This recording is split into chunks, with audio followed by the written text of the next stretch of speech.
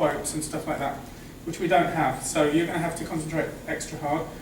And also, some of the things I wanted to give you were references to things that I've written. So the easiest way to find many things that I've written is to Google my name, David Hirsh, and Goldsmiths, which is my university, and find my Goldsmiths homepage, and from there are links to a lot of the things that I've written which are relevant to this discussion. So, I want to talk about the Ronnie Fraser case. For 10 years now, the campaign to boycott Israel has been gaining support within the trade unions that represent academics in Britain, as well as other trade unions. More recently, within some of the scholarly organisations in the US, such as the American Studies Association and the Modern Languages Association. The boycotters say that they are only for a boycott of the state or of institutions, a victimless boycott.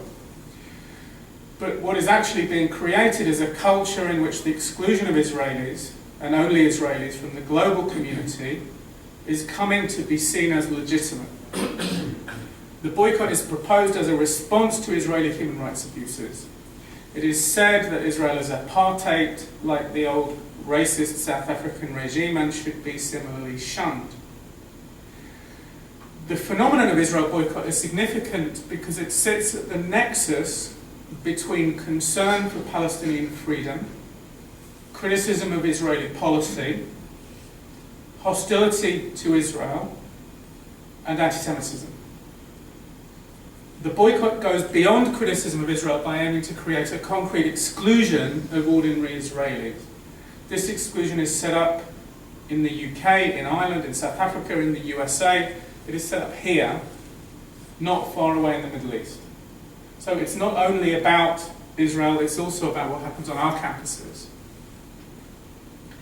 The boycott campaign is not anti-Semitic in its motivation, but arguably it is anti-Semitic in its effects. Its proponents are not Jew haters, but they do set themselves up in a fight against the overwhelming majority of the world's Jews. The boycotters seek to punish Israel for human rights abuses and to hold all Israelis collectively responsible for the actions of their government, while they target no other state for boycott and they seek collective punishment for no other citizens.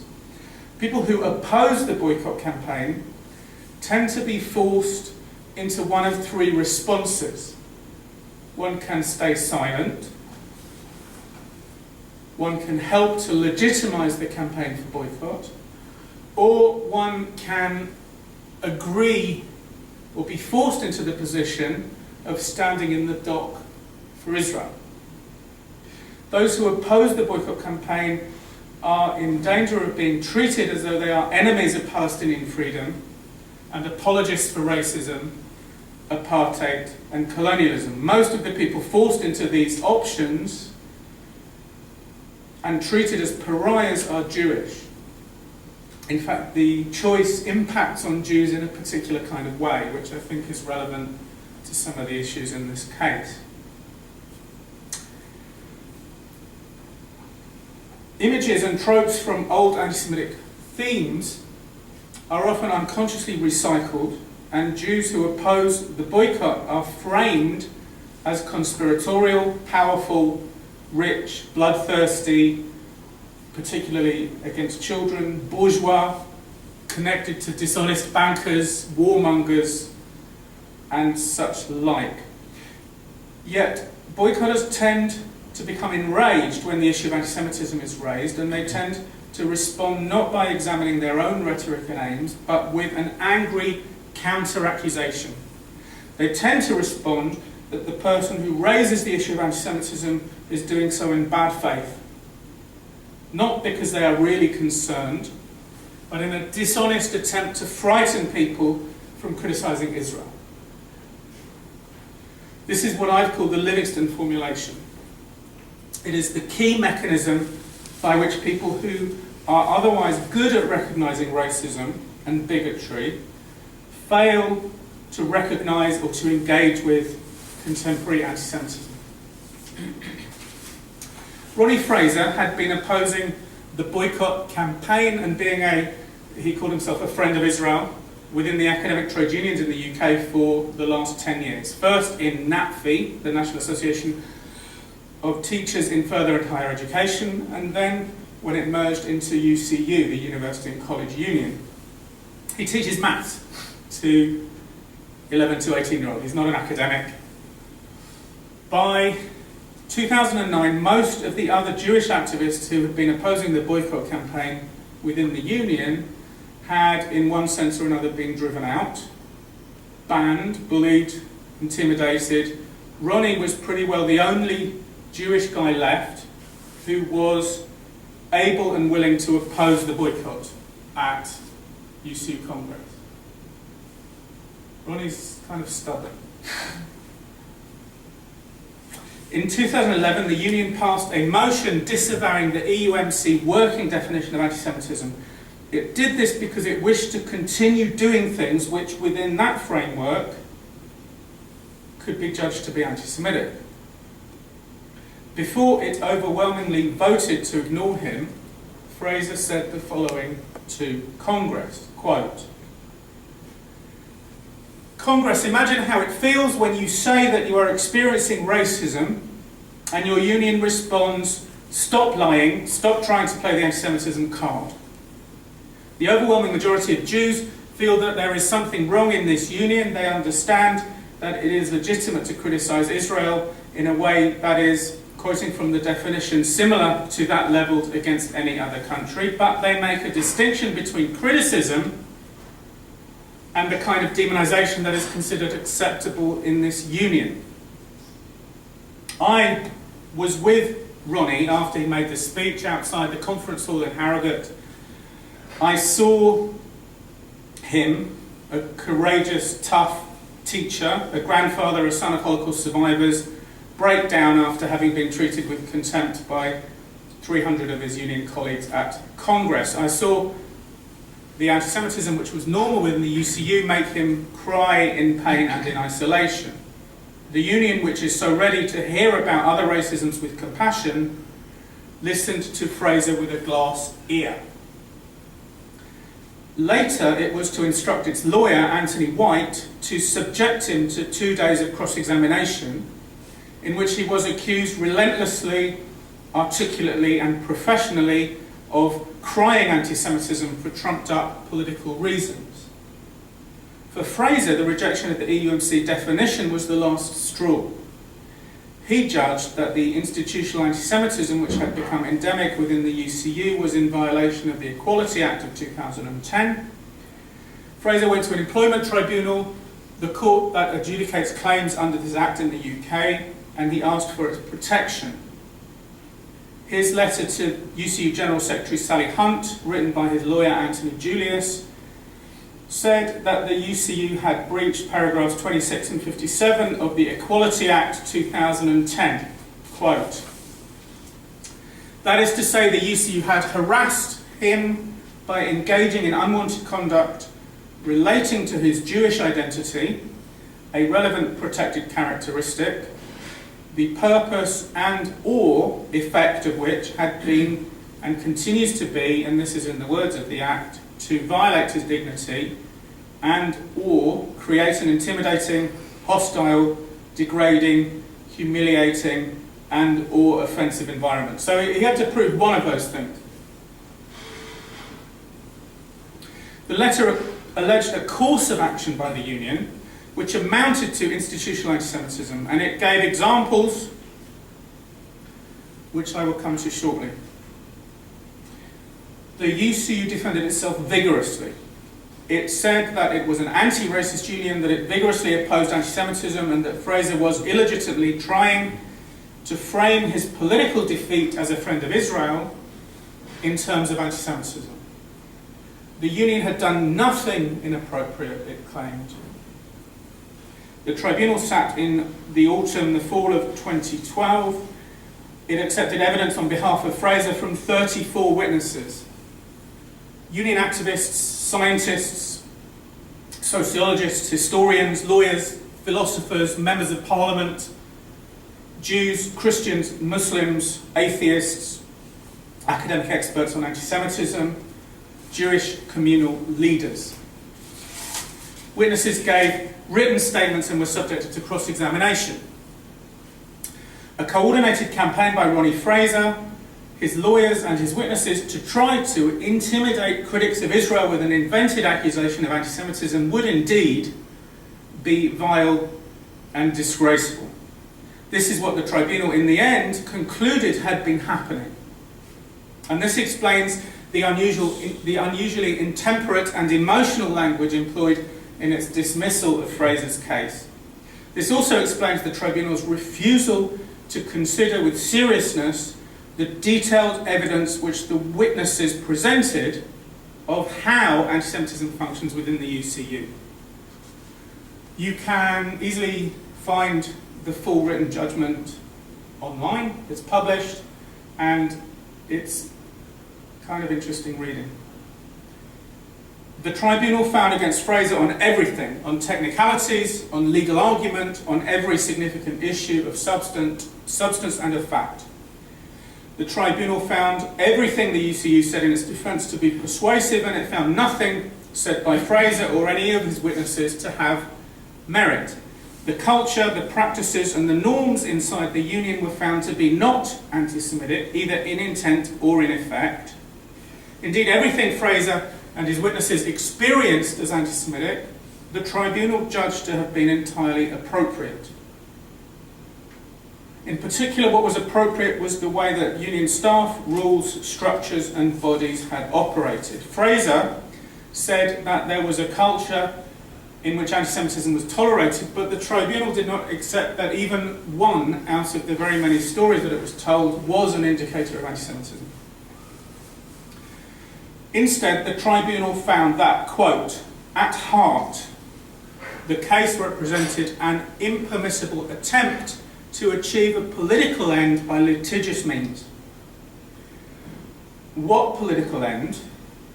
Well, the only possible political end is an attempt to defeat or silence campaigns against Israel. This would certainly be impermissible in an employment tribunal which is rightly concerned with issues such as anti-Semitism, racism and sexism. Of course, the fight against anti-Semitism is also political, but this cannot be the kind of politics to which the tribunal objected. If it was, then it would find every allegation of racism, sexism or homophobia, for example, also to be impermissible. Opposition to anti-Semitic politics has always been central to campaigns against anti-Semitism. The tribunal makes clear that it meant Fraser was trying to mobilise a bad faith allegation of anti-Semitism in order to silence good faith critics of Israel when it goes on in the next paragraph, and I quote, "We are also troubled by the implications of the claim. Underlying it, we sense a worrying disregard for pluralism, tolerance, and freedom of expression."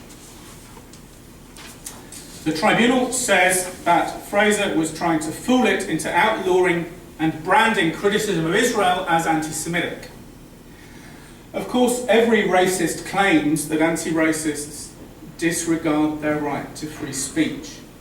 True, sometimes the tribunal appears to veer towards the view that those who complain of anti-Semitism are simply oversensitive and lacking in objective judgment, but the central findings that this is politics dressed up as litigation and that this is an attempt to disallow free criticism are allegations of bad faith.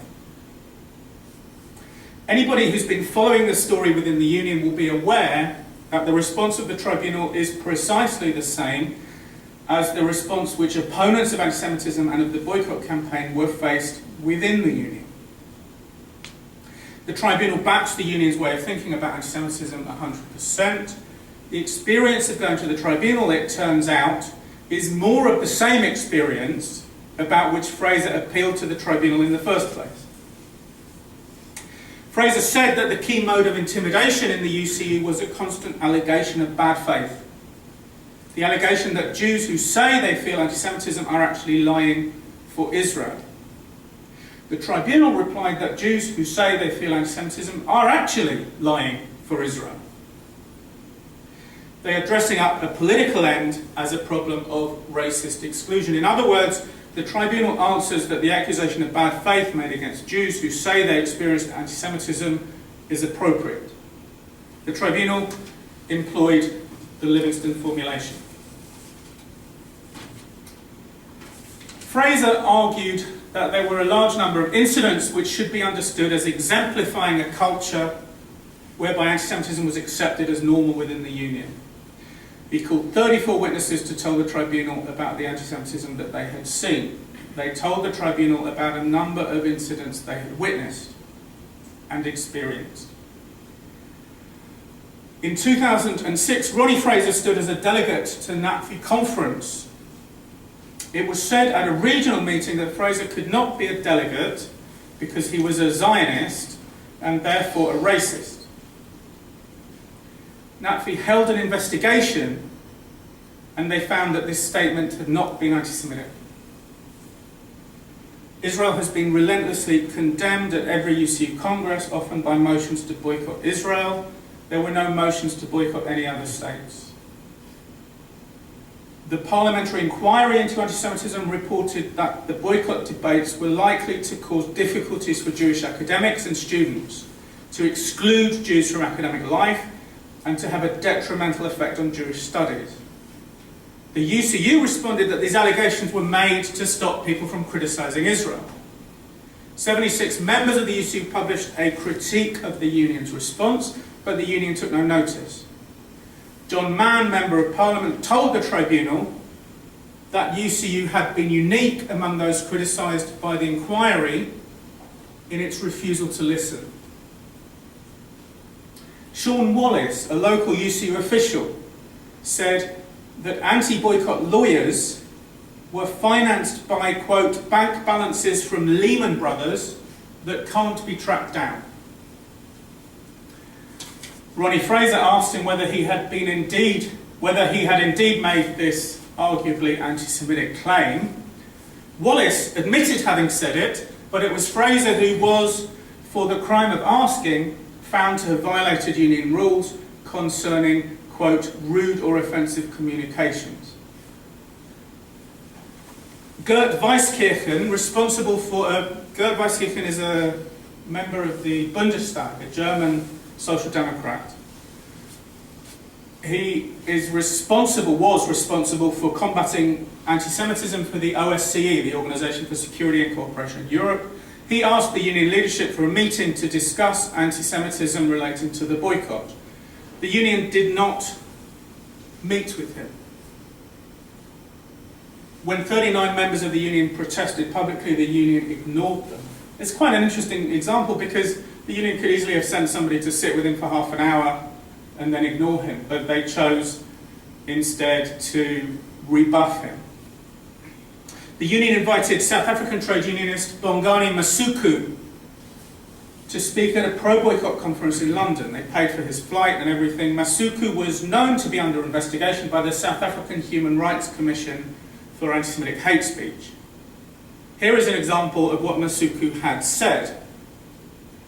Quote, Bongani says hi to you all as we struggle to liberate Palestine from the racists, fascists and Zionists who belong to the era of their friend Hitler. We must not apologise. Every Zionist must be made to drink the bitter medicine they are feeding our brothers and sisters in Palestine. Masuku also said that vigilante action would be taken against Jewish families suspected of having members serving in the Israeli military, and Jews who continue to stand up for Israel should, quote, not just be encouraged but forced to leave South Africa. The union ought to have known Masuku's record. Ronnie Fraser himself told the union about Masuku's record. Masuku was found guilty in South Africa of hate speech before speaking as a guest of the UCU. And months later, UCU Congress explicitly rejected a motion to dissociate itself from Masuku's, quote, repugnant views. So what I'm doing here is going through a number of the issues that were raised in the trial. Yes? The activist list is an email list hosted by the union. Ronnie Fraser argued on the list that there was no absolute blockade of Gaza in response to claims that there was. In response to this email from Ronnie, another member of the union said that he was like the Nazis at Theresienstadt. The union found that there was nothing inappropriate about this comment. Josh Robinson put together a detailed formal complaint about anti-Semitic language being employed by members of the union on the list. He documented how people who opposed anti-Semitism on the activist list were routinely accused of being, quote, deranged, crazy, nutters, Israeli agents, hysterical, dishonest, twisted, rotten Zionists, that one was from me, less than human, believers in a promised land, motivated by the fairy story of the Old Testament, genocidal, accepting of the murder of innocents, racist, pro-apartheid, supporters of ethnic cleansing, Nazis. The Holocaust was referred to as an attempted genocide. There followed volleys of insults made against those who raised concerns about this description of the Shoah. The formal complaint was given to Tom Hickey to adjudicate. Hickey himself, the tribunal was told, had said that Israel is, quote, more insidious and in some sense nastier than Nazi Germany. In the end, nobody even bothered to tell Josh Robinson that his complaint had been dismissed by Tom Hickey. A number of other people made similarly careful formal complaints. The union did not once ever find anything complained of was anti-Semitic. A significant number of union members resigned over the issue of anti-Semitism. Congress voted down a motion to investigate the reason for these resignations, yes? There was no mechanism for counting resignations over anti-Semitism, and such resignations were instead counted as being because of disagreements over the Middle East. People who complained about anti-Semitism in the union were routinely confronted with accusations that they spoke in bad faith. They were told that they were making it up in order to try to silence criticism of Israel.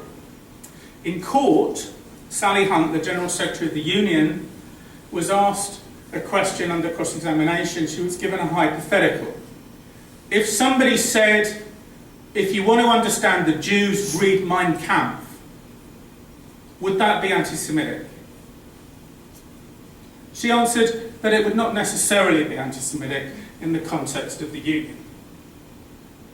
The tribunal heard about all these events and, like the union, judged none of them to be evidence of anti-Semitism. It said in para 156, the claimant is a campaigner. He chooses to engage in the politics of the union in support of Israel and in opposition to activists for the Palestinian cause. When a rugby player takes to the field, he must accept his fair share of injuries. Similarly, a political activist accepts the risk of being offended or hurt on occasions by things said or done by his opponents, who themselves take on a corresponding risk. It is unimaginable that a tribunal would say the same thing to a woman who complained of sexual harassment at work after she chose, for example, to wear a tight skirt to the office, or after she had chosen to campaign in favour of women's rights. But this is what the tribunal said to a Jewish guy. The rugby analogy demonstrates one of the central problems with the approach taken by the tribunal. On the one hand, the tribunal was unable to make the distinction between arguments about Israel and Palestine and on the other hand, evidence of anti-Semitism. The result is the position that since Fraser took on the responsibility of defending Israel, then he should expect some anti-Semitism as part of the game. The tribunal also mentioned that it had been inappropriate to allow Tom Hickey, a union official, to sit in judgment over formal claims of anti-Semitism. Why? Why would it be inappropriate? according to the Tribunal. The Tribunal says in paragraph 181 that the reason is that he is a well-known pro-Palestinian activist. Well, what's the relevance? Why should a pro-Palestinian activist be unqualified to judge what is anti-Semitic and what is not? Being pro-Palestine should be one thing and being anti-Semitic should be quite another. The Tribunal found itself unable to understand the distinction. The reason why Hickey was an inappropriate judge, as the Tribunal was told, was because he was not good at making the distinction between anti-Semitism and criticism of Israel. Not because he was pro-Palestinian. Fraser had offered the Tribunal a video to watch which showed Hickey saying that the attempt by Israeli archaeologists to write a history of Israel as something which had always existed was more insidious and in some sense almost nastier than the Nazi genocide of the Jews. Israeli archaeology, yes? The Israeli creation of a national narrative, nastier than the genocide of the Jews by the Nazis. This extremist position, which many would judge to be anti-Semitic, was the reason that this man may be judged to be inappropriate to judge a formal complaint of anti-Semitism. But the Tribunal refused to watch the video, and it misconstrued the point about why he was an inappropriate judge. Speaking for myself, I never chose to play rugby. I found that my union was considering setting up an exclusion of our Israeli colleagues from UK campuses, so I tried to make arguments against it doing so. I was, as it were, pushed onto a rugby field. There I found myself being outnumbered and repeatedly knocked to the floor by organised opponents. I was confronted by relentless, if usually subtle, anti-Semitic rhetoric, hostility and accusations of bad faith. I appealed to the union, which was playing the part of the referee, but the referee said it was neutral between the two teams, and I should just get on with the game. But I wasn't part of a rugby team, and I didn't want to play. I only wanted my union to stop with the hatred of Israel and with the anti-Semitism which came with it. And when I tried to step out of the rugby field and to say publicly what was going on, I was then punished for breaking the rules of the game. While I'm talking about my own experience, please indulge me a little while I tell you about a couple of others. Although the witnesses told the Tribunal about hundreds of incidents, my own happened to be clearest in my own memory. There was a time when I and a number of others, many of whom eventually gave evidence for Ronnie in front of the Tribunal, were trying to have our voices heard on the activist list inside the union. Most of us, unlike Ronnie, were not particularly pro-Israel, but were strong critics of Israeli policy and of the occupation. Indeed, some of my own criticism of Israel was so strong that it was read out to another witness under cross-examination as being indistinguishable from the anti-Semitic rhetoric of which Ronnie Fraser had complained. The witness in question explained to the Tribunal how it was different. Nevertheless, if ever we raised the issue of anti-Semitic rhetoric on the list, we would immediately be denounced for crying anti-Semitism in bad faith in order to silence criticism of Israel. It was a difficult time. We would try and explain what the problem was with the accusations that we supported the genocide of the Palestinians, or that we were racists, or that we were Nazis. And people would respond immediately, relentlessly, and in writing before hundreds of our union colleagues, that we only raised the issue of anti-Semitism in order to stifle their criticism of Israel. We appealed to the moderator of the list. We said that this was a union space and it should not be possible to bully us out of it with anti-Semitic rhetoric. But the moderator acted as the referee in a tough match between Israel and Palestine, rather than as a union official making sure that the union was a safe place for British Jewish trade unionists. One academic who had been particularly active at the time, a friend of mine, told the tribunal that he had nearly had a nervous breakdown because of the way he was treated on the activist list. The tribunal explicitly praised his evidence in its judgment, but it didn't listen to his evidence, and it didn't discuss his evidence in the judgment. It simply said that he was a good chap. One strategy I was minded to adopt at the time was to publish some of the anti-Semitic material from the list on the Engage website, on our website. There was a closed culture within the union in which anti-Semitism was never recognised and was never thought to be a problem. Institutional racism requires a heavy policing of the institutional boundaries to make sure that the values of the external world cannot intrude and the norms of the internal world cannot be seen.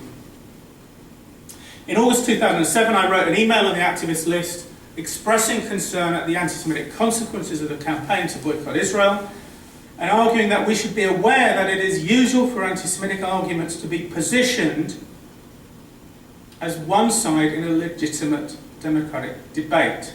That's what anti-Semites try to do. Holocaust deniers, for example, always try to position themselves as one side of a legitimate debate about whether the Holocaust happened, yes? I was warned by the list moderator for the crime of saying this and told to be, quote, more careful in my choice of language, otherwise I would be excluded from the discussion.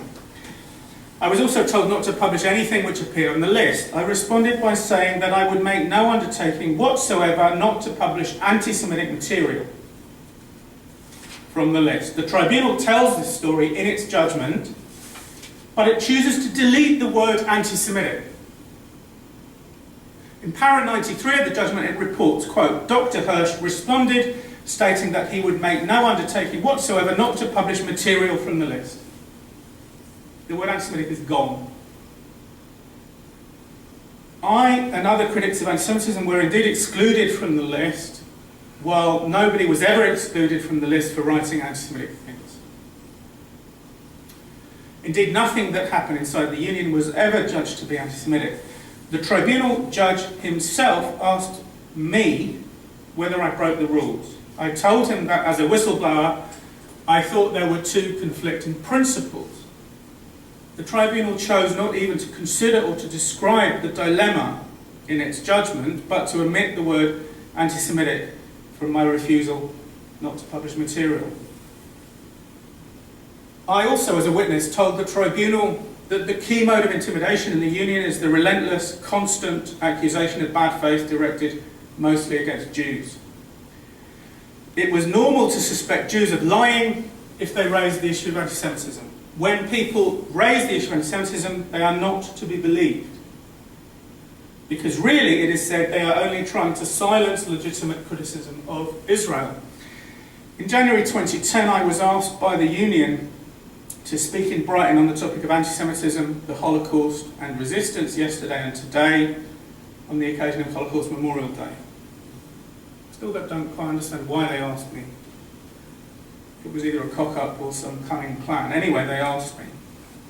I talked about the record of anti-Semitism within the union. Tom Hickey, the character we've already discussed, a union official, an academic colleague, a philosopher, in public and in front of the General Secretary, said that everything I had said was a traducement of the truth, a straightforward lie, and the author knows it. The allegation is not that we are hysterical or that we make a mistake or that we see anti-Semitism where it doesn't exist. That's not the allegation. The allegation is that we lie. We make it up. We wield this weapon of Jewish power, which is to make an allegation of anti-Semitism and everybody is defeated by it. I explained the significance of the relentless accusation of bad faith to the tribunal. In their description of the event, they write in their judgment, quote, Mr. Hickey responded to Mr. Hirsch's remarks. He denounced them as unwarranted and false. He didn't do that, did he? The point of what he did was to say they are a lie and the author knows it. So again, the tribunal well, I don't know if they heard what was said or if they read what was written in the witness statements, but they reported it in a different way. The tribunal decided not to consider the point about the relentless bad faith allegation. It just left it out of its description and out of its deliberation. The difficulty of explaining what has happened in the Union and what is wrong with the tribunal's judgment is that it is always necessary to descend into detailed stories and analysis of stories. There is no silver bullet. Rather, there are long and winding complex narratives, all of which require interpretation. There is no shortcut to understanding the everyday harshness of being Jewish in the University and College Union. I offered just two stories here. There were 34 witnesses who gave evidence about the culture of anti-Semitism in the Union. Each told long, complex and nuanced stories. The tribunal wrote them off in an explicitly disrespectful way as people, quote, ventilating their opinions. Paragraph 149. A very large number of incidents from over the years are clearly documented on our website. Whatever it is that Ronnie Fraser suffered within the Union, he has now suffered doubly in the tribunal. That which he experienced as anti-Semitic was not only judged by the Union, but now also by the tribunal not to be anti-Semitic. Further, it was also judged to be entirely appropriate. Ronnie complained that he was constantly accused of speaking in bad faith. The tribunal responded that those who raised the issue of anti-Semitism did indeed speak in bad faith, chose to play a rough game, and got what was coming to them. The old Romanian Communist Party used to win elections with 100% of the vote. Just this fact is enough to tell us that the process could not have been fair. The UCU and now the tribunal have judged that nothing that ever happened in the Union was anti-Semitic. Not one thing, zero. Given the history of anti-Semitism in Europe and on the left, given the hostility to Israel and to Israeli policy within the Union, it is hardly plausible that hostility to Israel was never expressed in an anti-Semitic way. An anti-racist union has a responsibility to educate and to guard against anti-Semitism. A tribunal has the responsibility to recognise anti-Semitism when it occurs and to protect those who are bullied by it. But we live in a time and in a place where it is possible for a union and a tribunal to fail to see anti-Semitism, even when it is shown to them in detail and even when its significance is explained to them. One footnote, well, I don't know if it's really a footnote to finish, is that the story is still going on, because after Ronnie was completely defeated and rather humiliated by this judgment, the union then came looking for costs, and they have sued him for £500,000 worth of costs. In other words, they're after his house.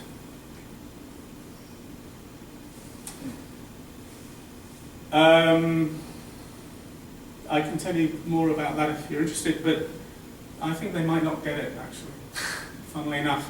Anyway, it goes on. Thank you very much. I'm very happy to discuss and to take questions.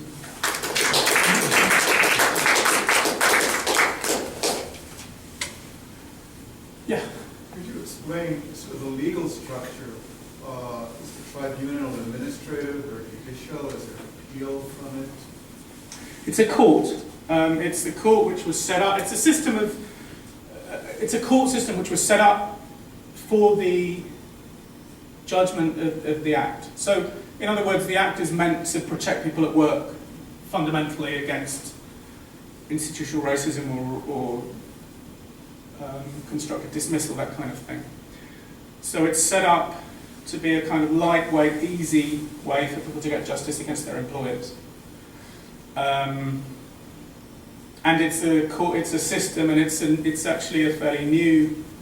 The Act is a fairly new Act, brings together a whole load of case law, and it's a system which understands the concept of institutional racism and institutional sexism and those kinds of things in general. There was a paragraph in the judgment which it kind of said, that it used very strong language. It was outrageous that that the tribunal was abused by this, when it's meant to be set up to be used by ordinary people to challenge bullying. You see what I mean? Yeah, my question is, in the UK legal structure, Yeah. we have such similar special purpose courts or administrative bodies. Yeah. But then there's usually an appeal Yeah. from that to the more general courts. Okay. There could have been an appeal to actually the Employment Appeals Tribunal, so it has its own structure. And I suppose, I don't quite know, but I suppose notionally there could have been appeals to higher courts after that. But actually, Ronnie was already frightened for his house, and there wasn't really the muscle or the support to go to appeal. And I mean, the judgment was so devastating that I suspect Ronnie had enough, really. What can one say? I suppose there are good reasons to believe that he would have had a good chance on appeal, but he didn't really have the muscle, I think, is the answer. Yeah. What percent of academics are represented by the UCU? And are there other professional academic unions that would stand in contrast Not really. to it? The UCU is big. There was a merger between these two previous unions. A fairly high percentage are represented by it, but of course the decision-making bodies of the union are small. So the way it works really is that somebody does all the work in a branch, and as a reward they get to go to Congress. On the other hand, of course, if people were really concerned about what was being done in their name, they would stop it.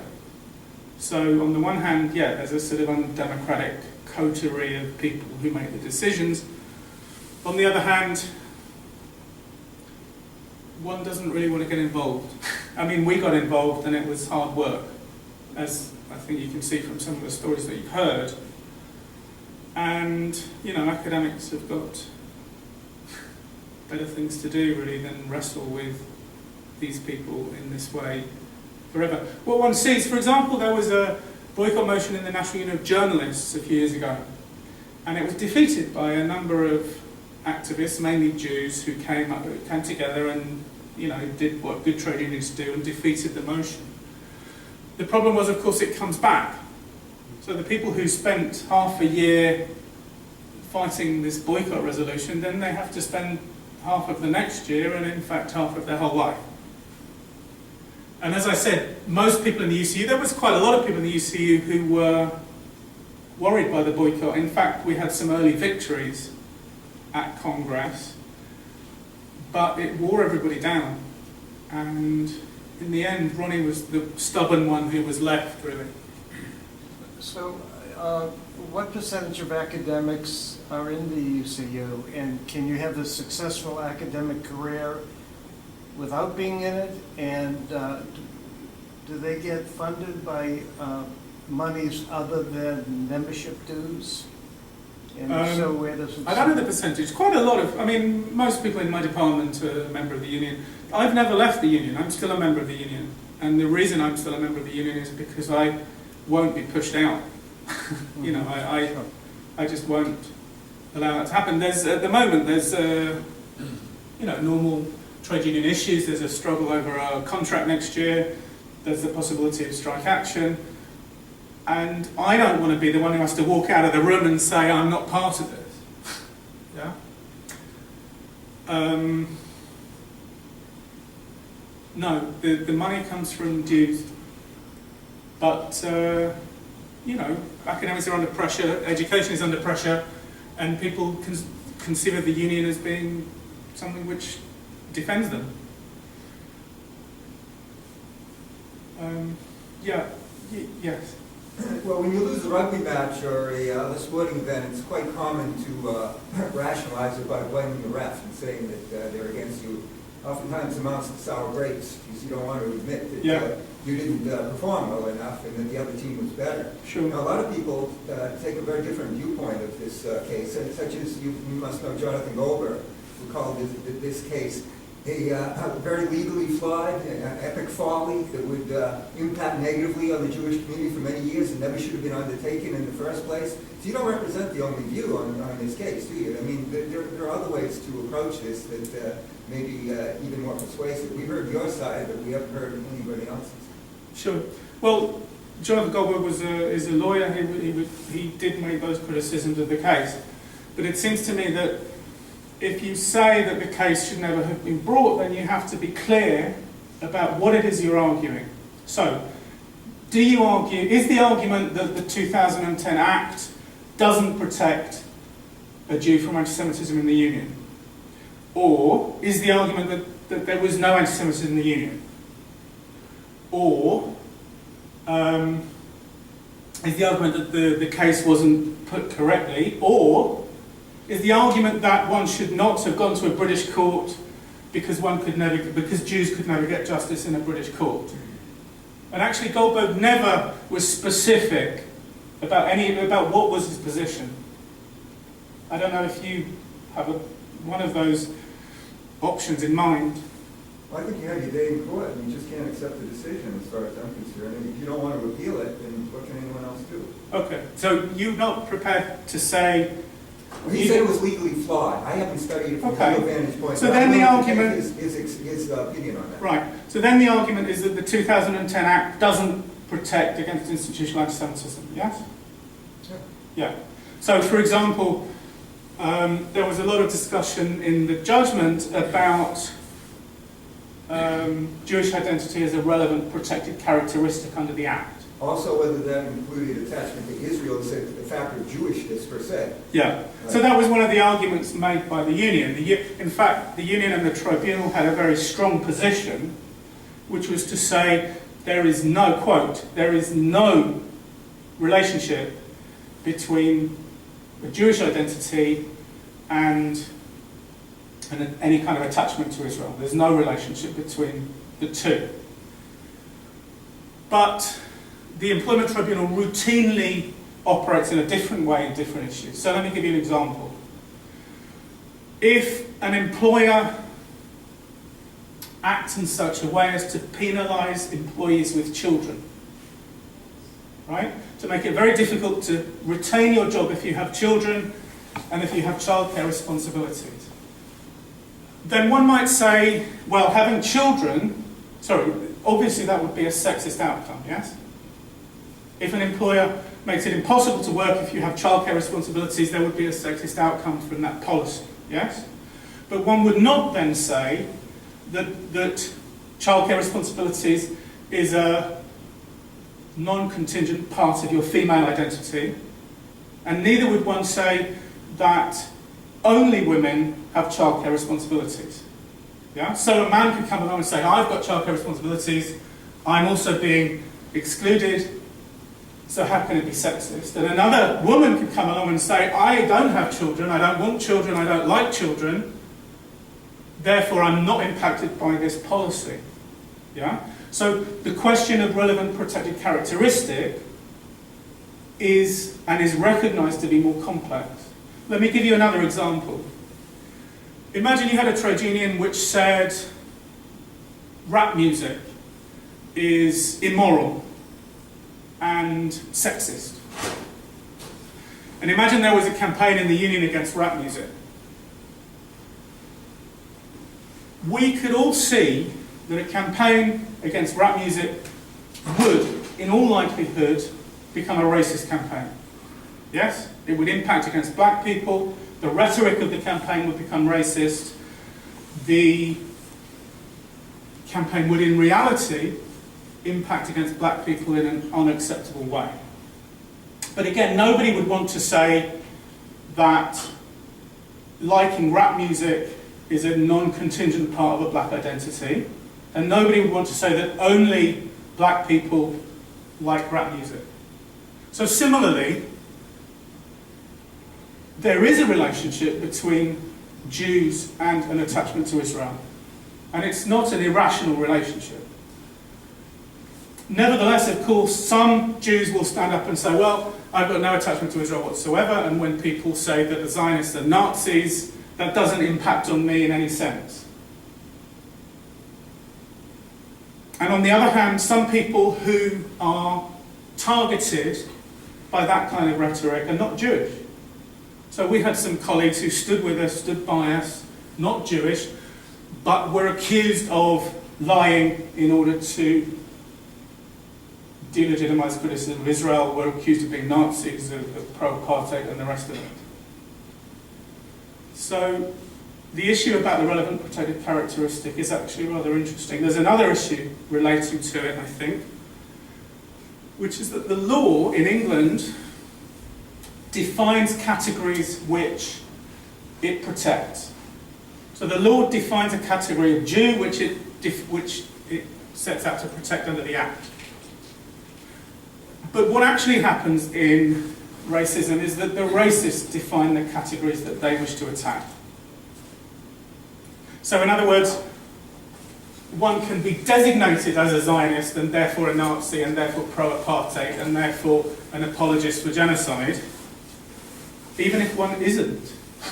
Even if one isn't Jewish, even if one doesn't support Israel, whatever.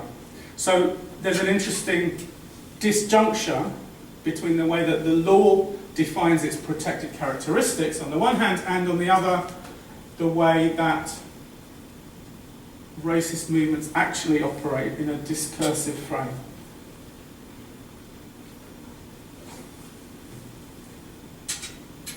Yeah. How was this reported in the British press? How was it reported in the British press? It was reported very little in the British press. There was very little. Actually, it wasn't a story really. You know, it was.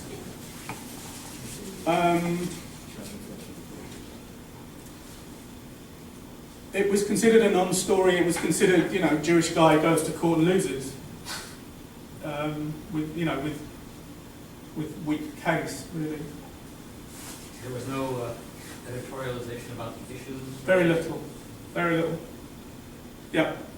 I realize that you're not American, but can you speak to what's going on in college campuses in the U.S. among academia? Well, I think that the situation is not that different.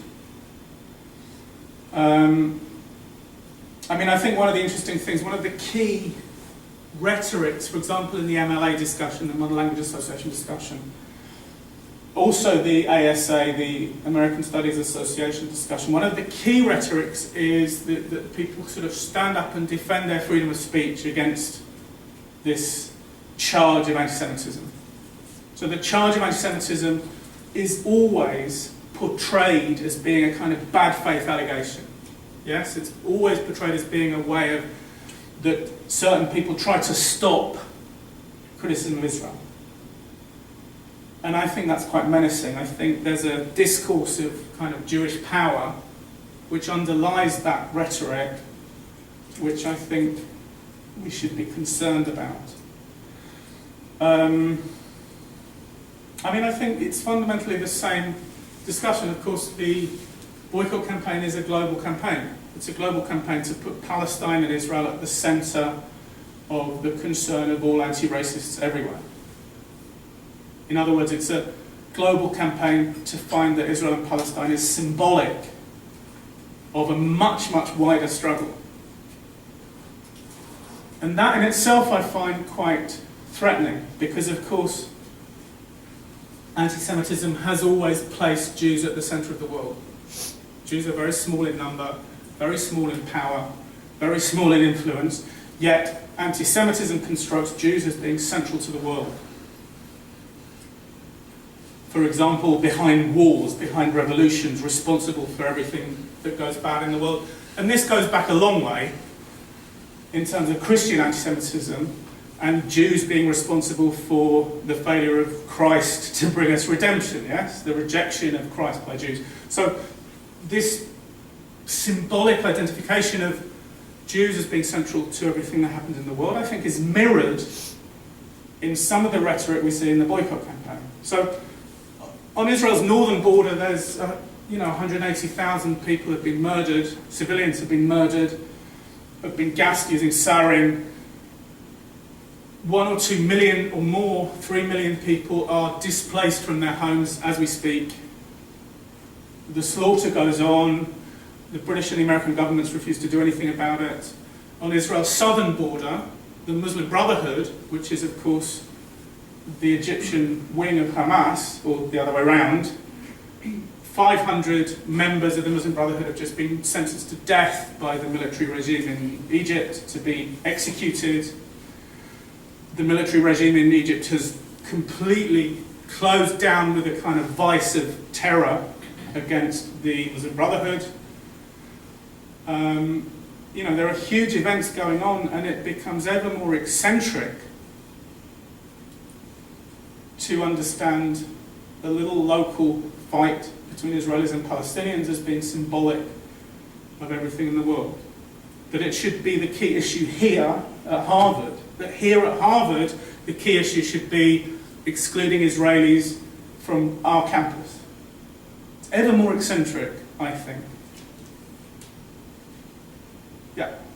So, Kerry said today that Israel is apartheid, and it hasn't been publicized at all. And yet, when an owner of the basketball team asked his girlfriend in a private conversation not to invite black people with her on his dime and his ticket, it gets published. Yeah. That's a little bit uneven. I don't know what John Kerry said today. I think what John Kerry was saying is he was worrying about the possibility that sometime in the future. No, he claimed that today Israel is apartheid. Okay, well, I'd like to see the quote, really. I hope he didn't say that. Okay. Considering his grandfather is Jewish, I hope he didn't say that. Okay, well, if he said that, then I shall be writing about that in the morning. Yes, please. His grandfather was Jewish? Yes. His grandfather is Jewish. Just prove that point. Which one? I'm not sure. There's no connection between the two. No man's Jewish would say it's apartheid. You can't not say it's apartheid because it's Jewish. It's because if it's something that you believe in, it should be affected by some predisposed position based on the race. So it's an interesting point, actually, that to what extent having a Jewish identity enables you to speak with authority about anti-Semitism or about these issues. Of course, it's one of the key rhetorics of the anti-Zionist Jews, that the anti-Zionist Jews always mobilize a Jewish identity in order to give themselves extra weight. So you always hear, and it's very important within the union, that one should remember also that the boycott campaign in the union is partly significantly led by Jews. And not only is it significantly led by Jews, it's significantly led by Jews who say that nothing that we've heard tonight, nothing, has got any relation to anti-Semitism, and that when Zionists are denounced as being apartheid or Nazi, that has nothing, no connection with anti-Semitism. So for example, imagine, and this happened going back to the early 80s in the UK, that there was a campaign which tried to ban Jewish societies, tried to ban them from the campus. And the argument was Jewish societies are Zionist, therefore they're racist, therefore they should be banned. Now, what follows from that is that there are people teaching young activists to relate to Jewish societies as though they were Nazis on campus, as though they were apologists for racism on campus. And when you have a social movement which relates to Jewish communal bodies on campus as though they were Nazis, then you certainly have a campaign which is likely to throw up anti-Semitic results. When you treat Jews in general as though they're Nazis, even when you allow people to disavow. Of course, some Jews, no, I'm not a Nazi, I don't, agree with apartheid in Israel. But even if you allow the exceptional good Jew to denounce all the other Jews, those who refuse to disavow, you denounce them as Nazis, or even if you have the way it works is that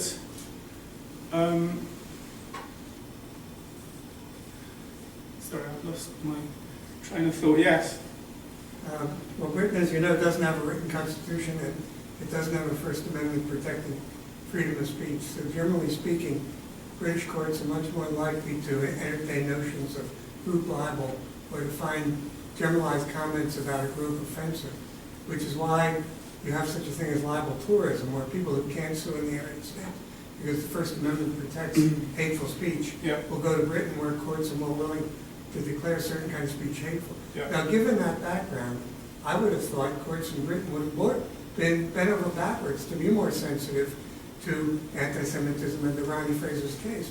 And the fact that they weren't is sort of doubly indicates that this was a very, very bad case to bring.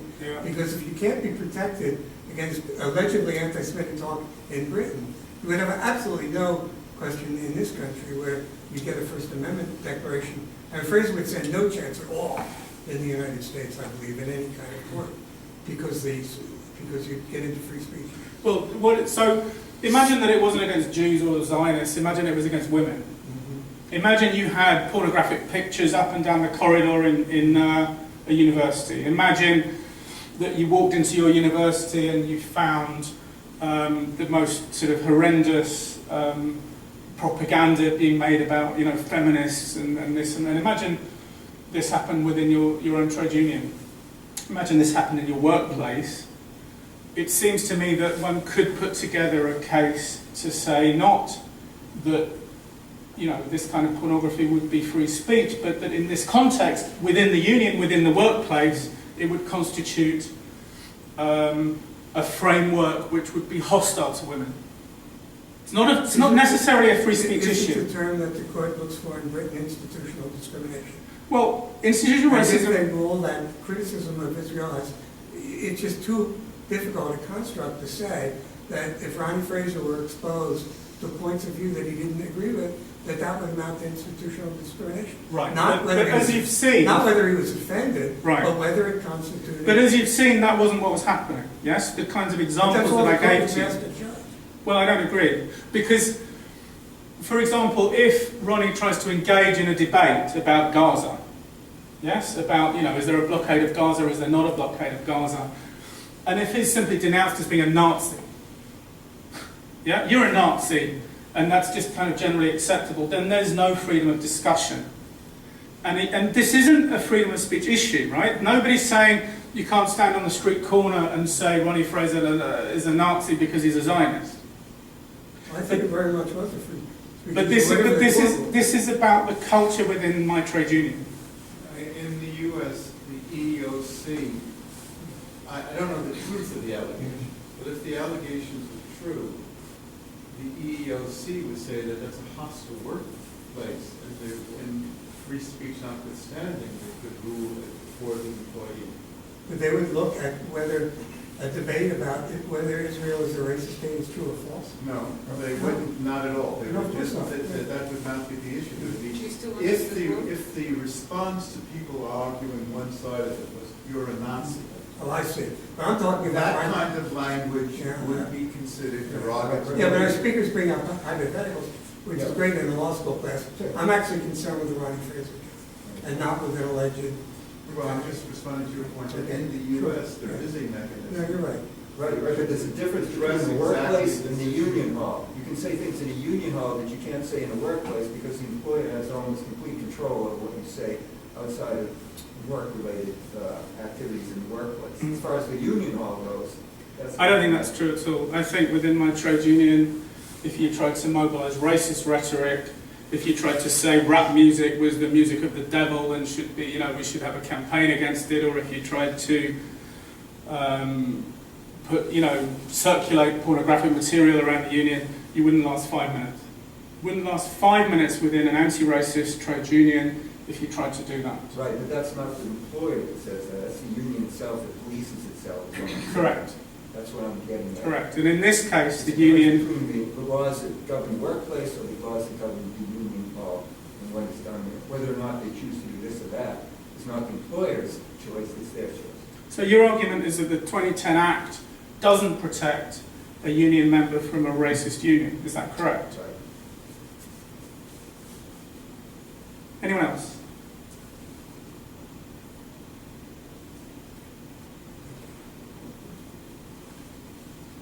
Okay, thank you very much. So how is it vote? Look.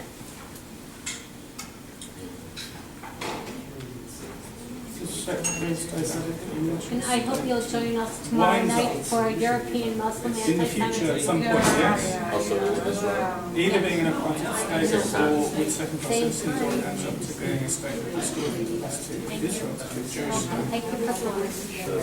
Have some more dessert? I'm surprised you don't get a larger audience from the Jewish community. Well, we did last the last time, but the problem here tonight is that there's young to show up. Things all over, and Yeah, you know. yeah, I mean, there are. Let me just turn this off. I'm sorry.